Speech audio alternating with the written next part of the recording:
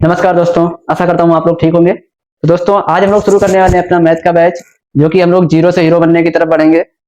दोस्तों हम आपको एकदम नीचे लेवल से स्टार्ट करेंगे ताकि आपको जो भी ना आता हो मैथ में एकदम बेसिक, क्योंकि आजकल लेंदी क्वेश्चन हाई स्कूल और इंटर में आ रहे हैं, तो उसको कुछ कुछ बच्चे होते हैं जिनको नहीं समझ में आ पाता। उसका मेन कारण होता है कि उनकी बेसिक मैथ जो है वो बहुत वीक है या उनको नॉलेज नहीं है। तो हम लोग पहले बेसिक कॉन्सेप्ट समझाएंगे, फिर आपको हाई स्कूल और इंटर की मैथ बताएंगे, तो आपको थोड़ा आसानी लगेगी समझने में। तो अगर आपको कोई भी चीज समझ में नहीं आती है तो आप हमको कमेंट में बताइए, हम उसको उस तरह से बताएंगे, या हमारी लैंग्वेज में आपको कोई सुधार। मेनली हम तो आपको अपनी लैंग्वेज में एकदम आसान स्तर में समझा सकते हैं। तो तब तक के लिए बने रहिए और देखते हैं आज क्या पढ़ाते हैं, और आप लोग भी थोड़ा एंजॉय कीजिए और मन लगा के पढ़िए, क्योंकि एग्जाम्स आने वाले हैं यूपी बोर्ड के। मेनली हाई स्कूल ही बहुत जरूरी होता है। अगर हाई स्कूल में परसेंटेज डाउन आएंगे तो आगे हमको उतनी ही दिक्कत होगी। तो उम्मीद करते हैं कि आप लोग एग्जाम की तैयारी अच्छे से कर रहे होंगे। तो तब तक के लिए बेस्ट ऑफ लक। आइए देखते हैं हम लोग क्या पढ़ते हैं अब। अगर मैथ में आपको जीरो से हीरो बनना है तो आपको ये टॉपिक्स पढ़ने पड़ेंगे, जैसे ऐड हो गया, subtract, multiply, divide, LCM and HCF, percentage, profit and loss, fraction, simplification, square root, cube root and BODMAS. तो दोस्तों इनको पढ़ने से पहले हम जान लेते हैं कि ये सब कुछ जो भी मैथ में होता है ये किसके कारण होता है, नंबर्स से।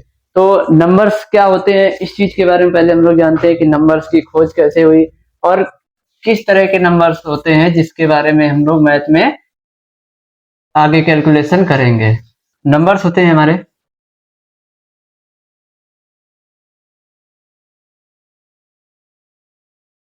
फर्स्ट में आता है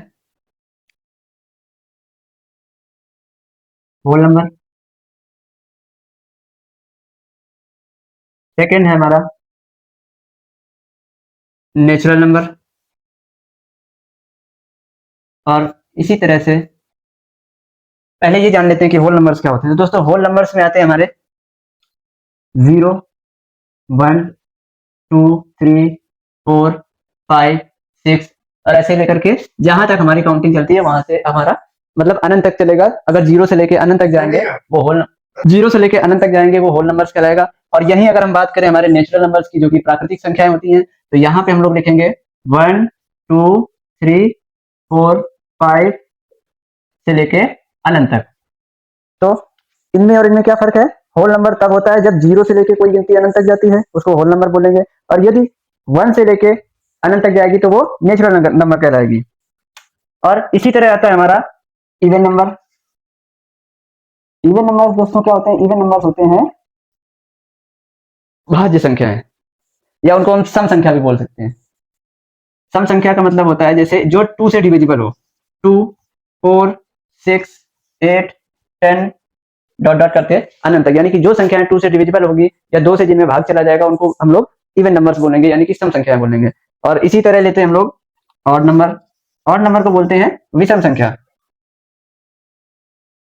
विषम संख्याएं होती हैं जिनमें जो 2 से डिविजिबल ना हो, यानी कि 1, 3, 5, 7, 9 डॉट डॉट करके अनंत तक जाएगा ये भी, क्योंकि जिनमें जो 2 से डिविजिबल नहीं होंगे हमारे, जिनमें 2 से भाग नहीं जाएगा, उनको बोलते हैं हम लोग ऑड नंबर्स, यानी कि विषम संख्याएं। और अब इसके आगे बात आती है हमारी,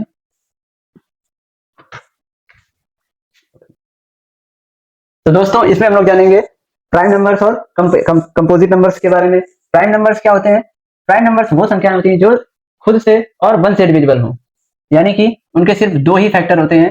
यानी कि जैसे हमने ले लिया 2, तो 2 सिर्फ 2 के टेबल में आएगा और 1 के टेबल में आएगा। और यदि हम लोग 5 लेंगे तो 5 सिर्फ अपने टेबल में आएगा और 1 के टेबल में आएगा। यानी कि ऐसी संख्याएं जिनके सिर्फ 2 फैक्टर्स हो, यानी कि 1 और 2, यानी कि एक तो वो स्वयं खुद से कटे या फिर उनको 1 से डिवाइड होना पड़े। और यहाँ पे आते हैं हमारे कंपोजिट नंबर। कंपोजिट नंबर वो संख्या होती है जिनके एक से ज्यादा फैक्टर्स हो, यानी कि वो एक से ज्यादा टेबल से कट रहे हो या एक से ज्यादा टेबल में आ रहे हैं। जैसे 21 में भी आएगा, 2 के टेबल में भी आता है, 4 में भी आता है, 5 में भी आता है और 10 में भी आता है, इसके अलावा 20 के टेबल में। तो 20 के कितने फैक्टर्स हैं, 1, 2, 3, 4, 5, 6 फैक्टर्स हैं हमारे 20 के। तो ये नंबर्स जिनके एक से ज्यादा 2 से ज्यादा फैक्टर्स होंगे वो कंपोजिट नंबर कहलाएंगे। और यदि जिनके सिर्फ 2 फैक्टर हो, यानी कि जो सिर्फ अपने से कटे और 1 से कटेगा, वो कहलाएगा हमारा प्राइम नंबर।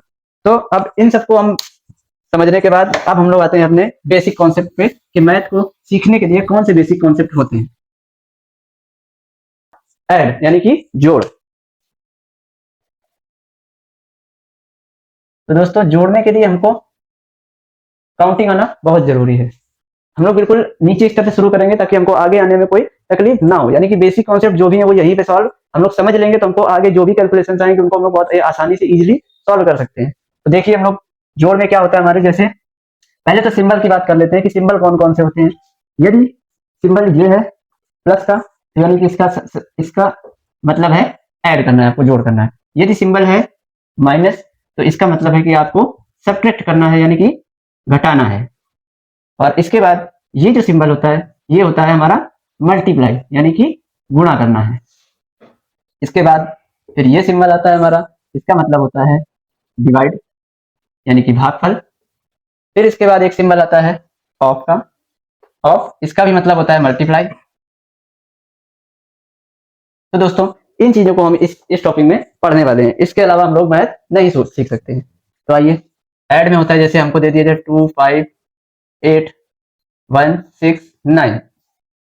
तो ऐड करने के लिए हम लोग अपने राइट हैंड साइड से शुरू करेंगे, यानी कि सवाल का राइट हैंड साइड। और अब देखते हैं 9 में हमको 8 ऐड करना है, तो कैसे ऐड करेंगे। तो हम लोग देखो नॉर्मली तो क्या करते थे बचपन में, जैसे हम लोग लाइन्स खींच के काउंट करते थे, पर अब थोड़ा डेवलप हो गए तो इसलिए हम लोग हाथ की उंगलियों से काउंट कर सकते हैं। जैसे कि 9 यहाँ पे आया, 9 के बाद 10 10 11 12 13 14 15 16 17 आएगा। तो 17 का जो, अब हम लोग 17 ऐसे लिखते हैं, तो इसका जो ये वाला पोर्शन होता है इसको हमको यहाँ पे लिखना है, और ये वाला इसके ऊपर कैरी लग जाएगा।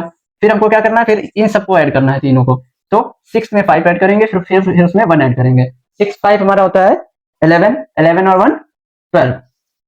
अब इसका 12 हम लोग ऐसे लिखते हैं, तो ये वाला पोर्शन हमने यहाँ पे लिख दिया, फिर ये जो पोर्शन आएगा ये इस पे कैरी लगा देंगे। फिर क्या करेंगे 1 2 1 3 3 1 4, तो हमारा ये आंसर हो जाएगा। तो इसी तरह से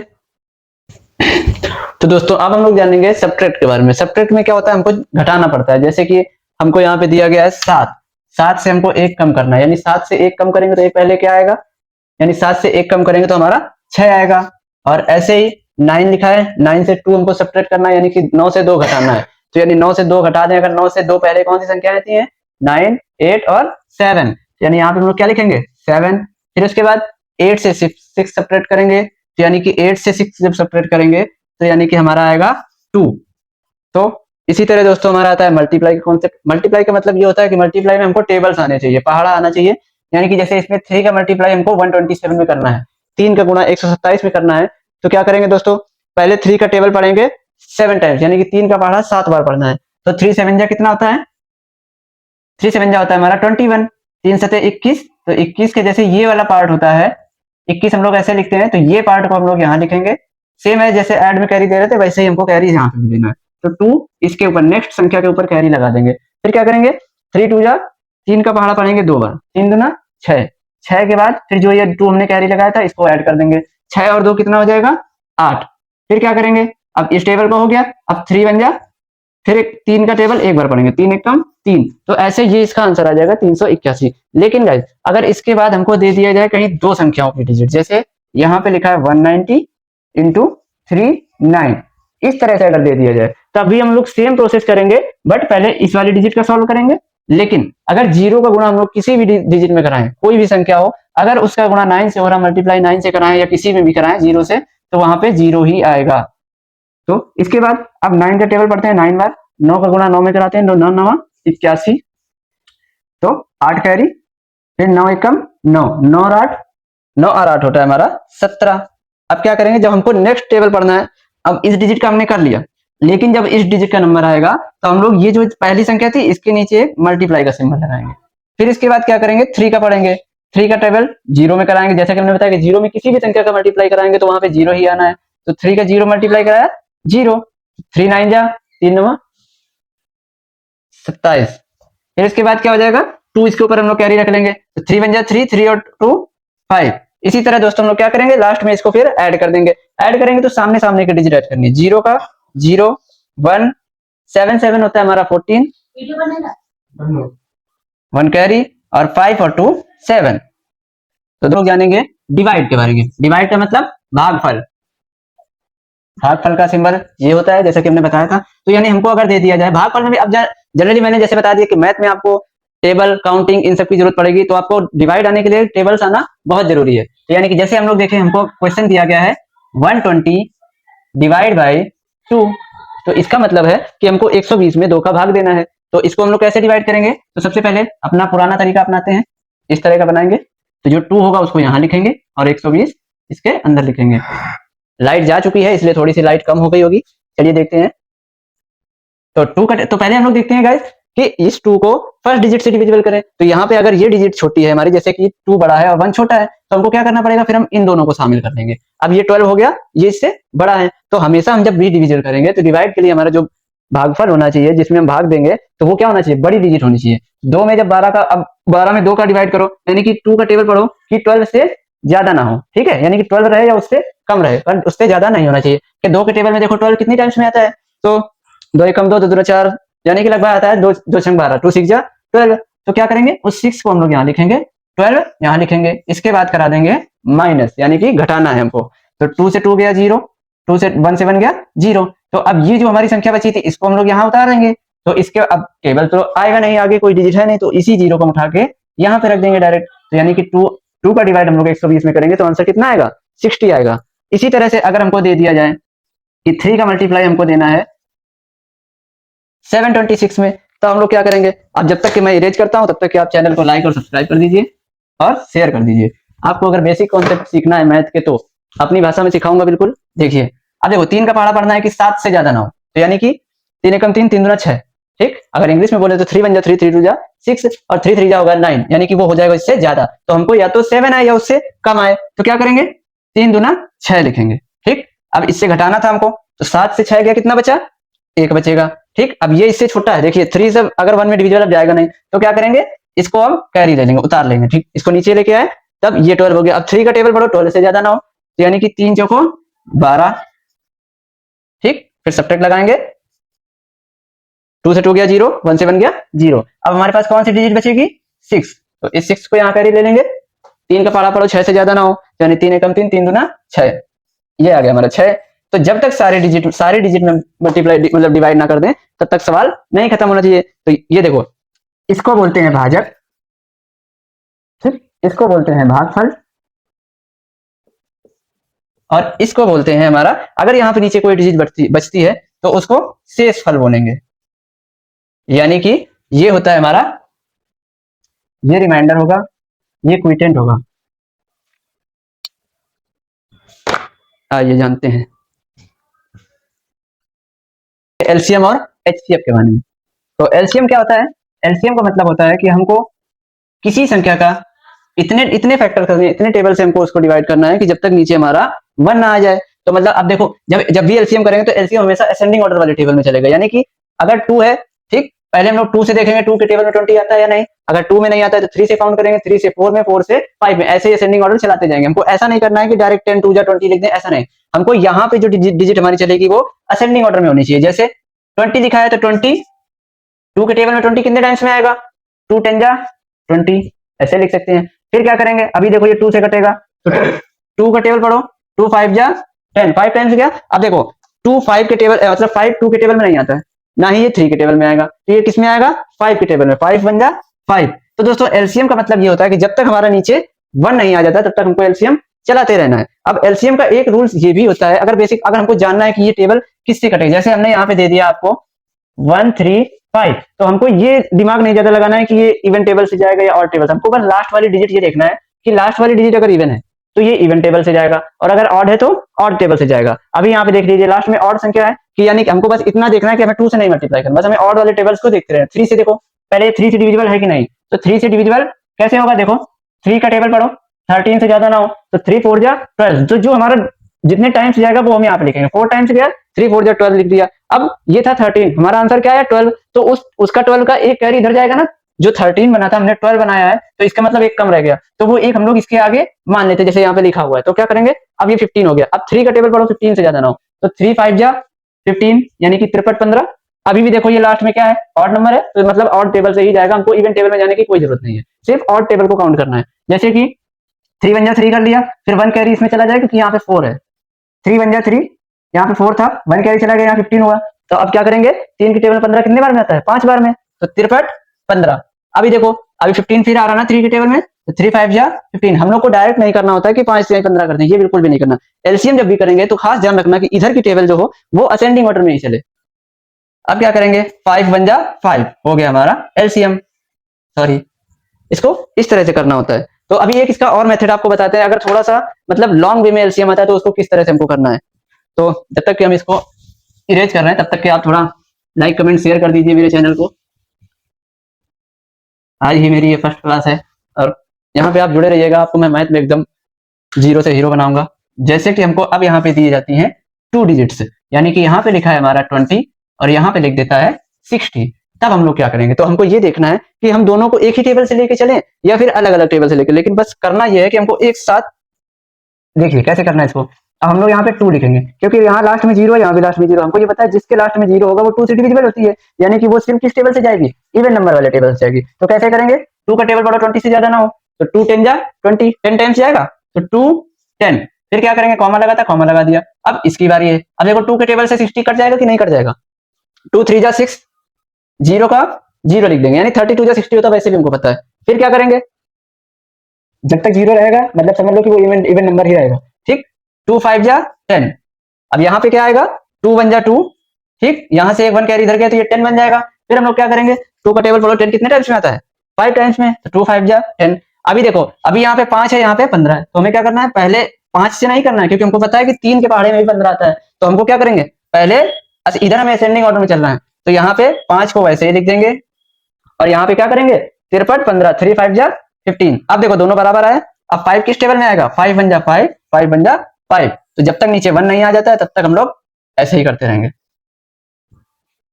ये रहता है हमारा एलसीएम की ट्रिक। अब हमारा आता है फ्रैक्शन। फ्रैक्शन का मतलब भिन्न वाले जो सवाल हमारे होते हैं।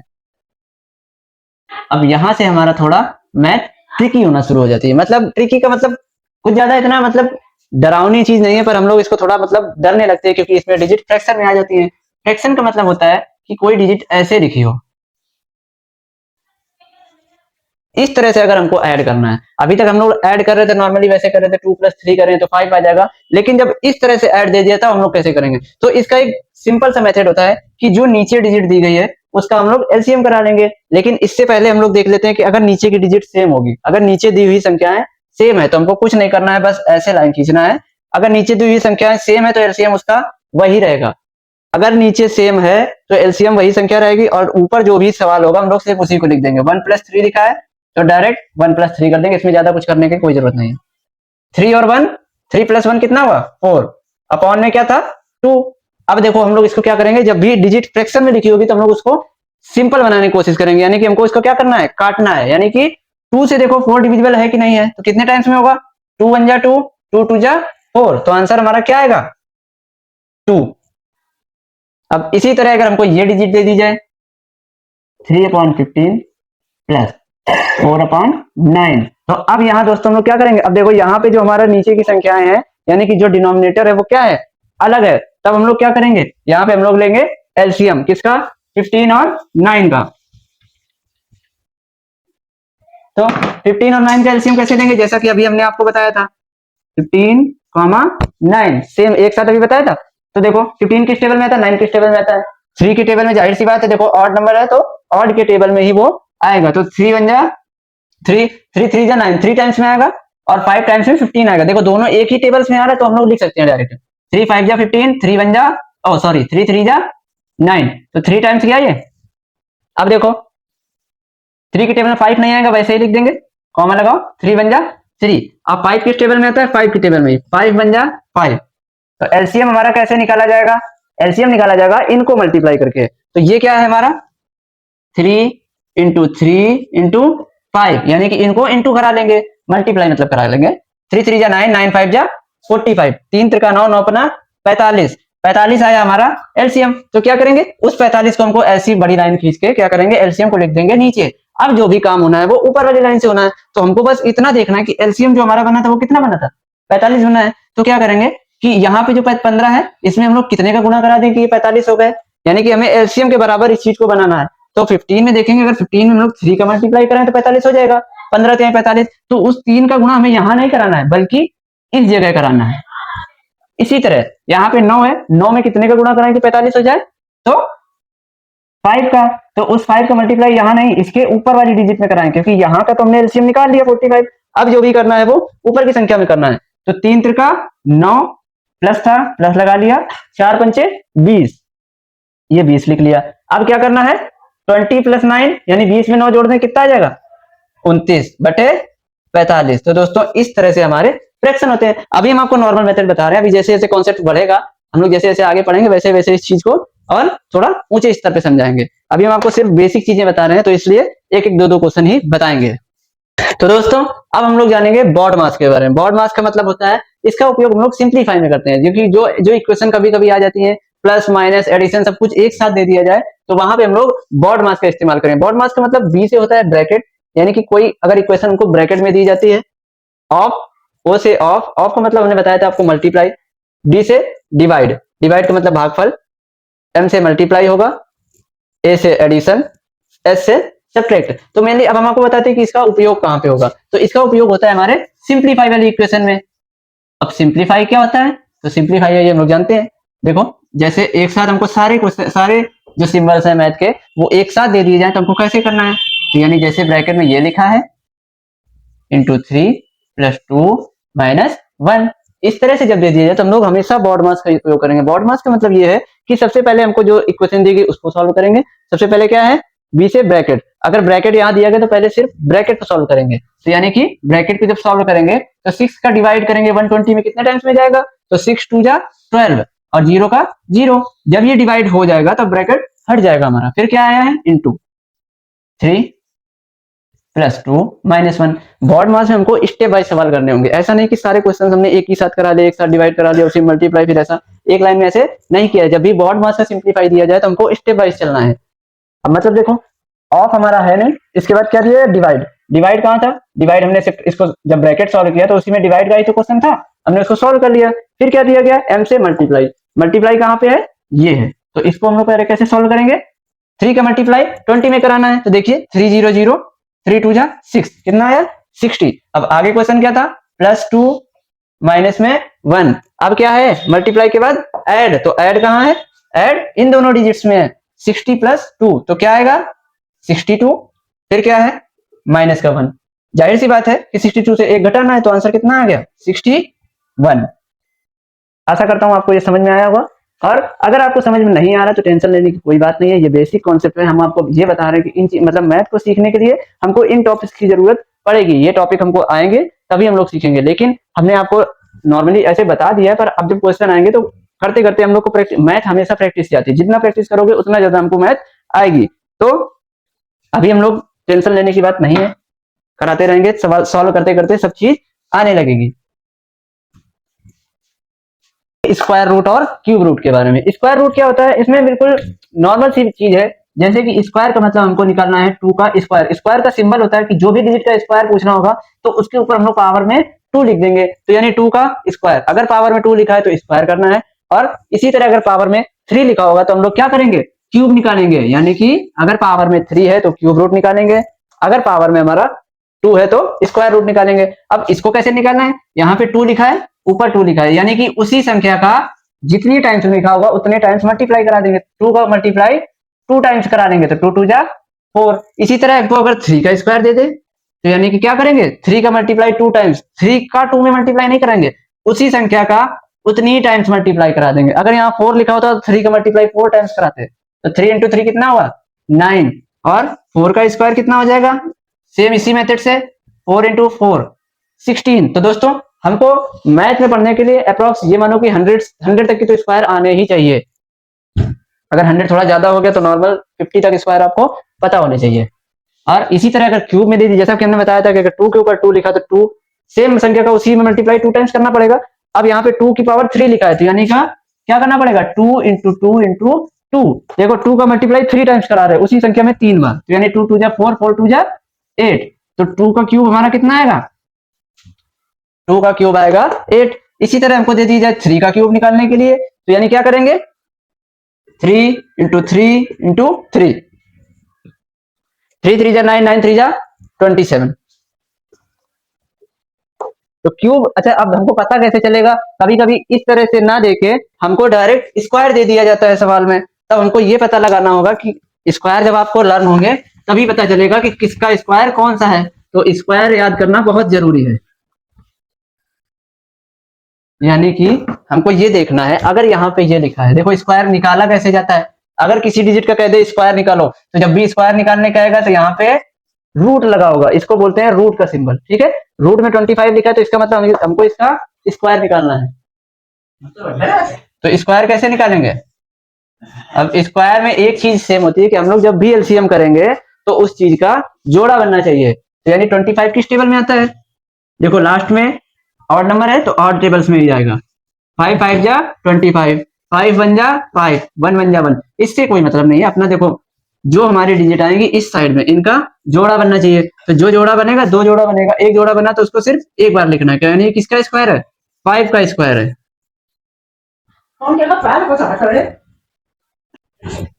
तो दोस्तों इसी तरह अगर हमको ये दे दिया जाए कि हमको 64 का एलसीएम निकालना है, अब आपको थोड़ा जल्दी समझ में आएगा कि अगर 64 का हमको स्क्वायर निकालना है कि 64 किसका स्क्वायर होता है, तो अब देखिए अब लास्ट में क्या है, इवन नंबर, यानी कि 2 से डिविजिबल होगा, तो 2 3 जा 6, 2 2 जा 4, फिर क्या करेंगे, अभी देखो लास्ट में इवन नंबर है यानी 2 से डिविजिबल होगा ही होगा, अगर लास्ट में इवन नंबर है, सम संख्या है, तो वो 2 से ही डिविजिबल होगा, ठीक है। तो 2 1 जा 2, इसका 1 कैरी इधर का कितना हो गया 12, तो 2 6 जा 12, ये आ गया 2 6 12, अब कितना बन गया यहाँ पे 16, तो अब 16 देखो 2 के पहाड़े में आता है, हमको पता ही है, 2 8 16, फिर 2 चौको 8, 2 दूना 4, 2 एकम 2, तो अब हमने जैसे बताया कि हमको क्या बनाना है, पेयर बनाने हैं, जोड़े में बनाना है, तो 1 2 3, कितने पेयर बने, 2 2 3 पेयर बने थे, तो हमने 3 टाइम्स लिख लिया, 2 2 जा 4, 2 जा 8, कितना आया, ये है हमारा 8 का स्क्वायर 64, ठीक है। और अगर ऐसे भी नहीं समझ में आ रहा तो उसी संख्या का उसी में 2 बार मल्टीप्लाई कर लो, 8 8 जा 64 वैसे भी आएगा।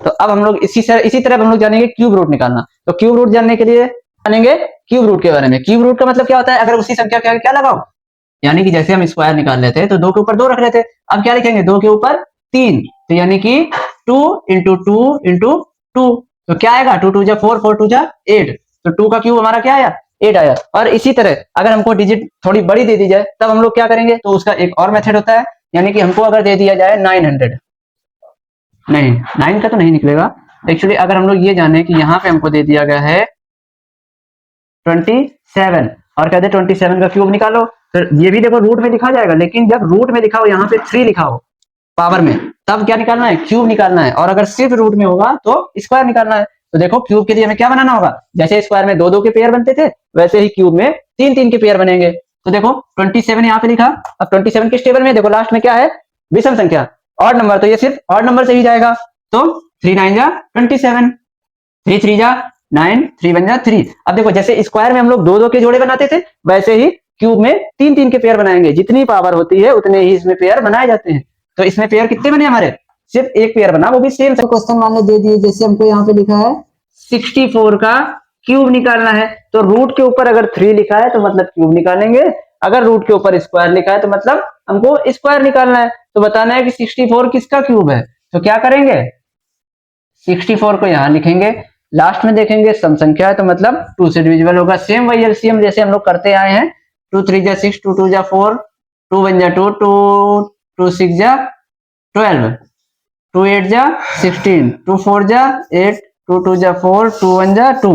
तो हमको देखना क्या है इसमें कि जैसे कि हम लोग उसमें बनाते थे स्क्वायर में 2 2 के पेयर बनाते थे, अभी यहाँ पे क्या है 3 है मतलब क्यूब, तो हमको 3 3 के पेयर बनाना है, तो 1 2 3 ये पेयर बना, एक पेयर ये बनेगा, लेकिन इनको लिखना कितनी बार है, सिर्फ एक बार, तो यानी कि 2 इंटू 2, ये कितना है 2 2 जा 4, तो यानी कि जो 64 था हमारा वो 4 का क्यूब था। तो दोस्तों आशा करता हूं आपको ये आज की पढ़ाई थोड़ी समझ में आएगी। दोस्तों हम लोग बेसिक कॉन्सेप्ट समझ रहे हैं क्योंकि हम लोग यूपी बोर्ड के जो एग्जाम्स आने वाले हैं उसकी डेट शीट बन चुकी है, हमारे फरवरी में एग्जाम्स है, हम लोग उसके बारे में तैयारी करेंगे। तो हमको ये पहले सिखाना था कि अगर बेसिक कॉन्सेप्ट नहीं जानेंगे तो हम लोग कैसे आगे उसको कवर करेंगे, तो हम आपको एकदम नीचे स्तर से लेके जाने वाले हैं। आपको कोई भी समस्या है, कोई भी एक्सरसाइज में कोई भी दिक्कत आती है आप कमेंट में बताइए, हम उसको जरूर बताएंगे आपको, क्योंकि हमको तो पता नहीं चल रहा कि आपको किस चीज को पूछना है, कौन सा टॉपिक आपको नहीं आता है। तो आप उसको कमेंट में अगर बताएंगे तो हम उस चीज को आपको अपनी भाषा में एकदम आसान लेवल में आपको समझाएंगे। आप मतलब इतना मत डरिए कि मैथ आपको समझ में नहीं आ रही, हर तरीके से आपको हम समझाने की कोशिश करेंगे। और इसी चैनल में आपको इंटर की मैथ और फिजिक्स की भी पढ़ाई जाएगी, और बायो भी पढ़ाई जाएगी। सब कुछ यहाँ पे आपको मिलेगा, और संडे संडे आपको जीके भी सीखने की मिलेगी, क्योंकि पढ़ाई बहुत जरूरी है।